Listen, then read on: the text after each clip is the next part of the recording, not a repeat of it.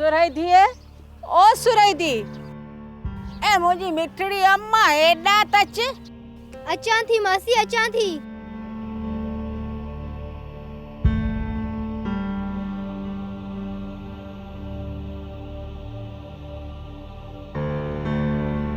हाँ मासी।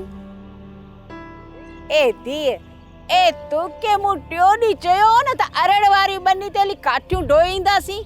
हाँ मासी चयो त हुयो ई पर वरी तूं हली या कोन।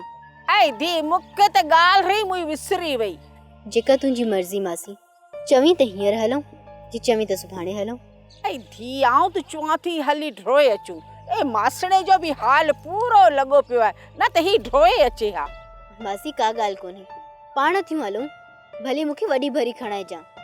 हरी त तोखे एड़ी थी खणाया तू रुगो ते पुॼ।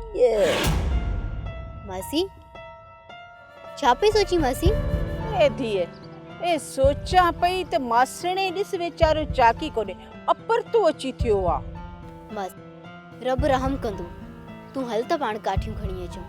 ए अम्मा उबे ए इन मिचरी के त सुणाए हलूं न। ए न त पोया पे रेडियो कंदो केॾा वयो केॾा सकी आहे माण्हू।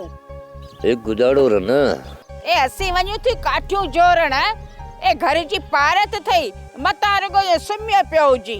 ए आ उठी त ठुपकी न सका की छो ता गुजाड़ो कनस रुगो रड़ियूं बियो कनस। मो त अल्लाह कना ई डी घुरिया पे न त अज सुरही खे तू ई रवानो करण की न दी हा।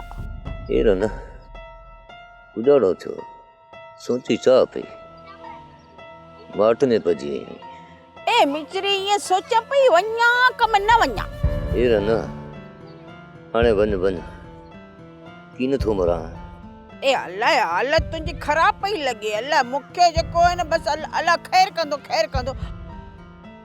ए बस वन्यू था हा हलो मां हल।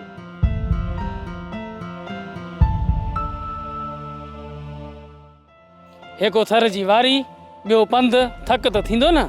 ए हासूड़ा सुरई आई त सभु थकी लही वेंदा छो तो परेशान थी। ए हाओ हाओ आहिस्ते ॻाल्हाए न भागा केरु सुणी न वठे। अड़े हासूड़ा हिते त पखीअ जो पर ई कोन थो लॻे केरु भला हिते ॿुधंदो। वरी बि माठ करे हरे ॻाल्हा।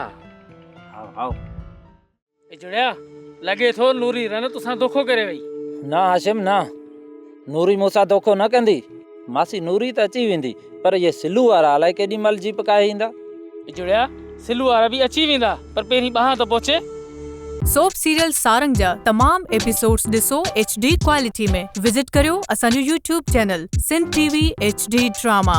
सब्सक्राइब कयो असांजो official YouTube channel Sindh TV HD drama ऐं वधीक अपडेट लाइ बेल आइकन खे क्लिक करियो।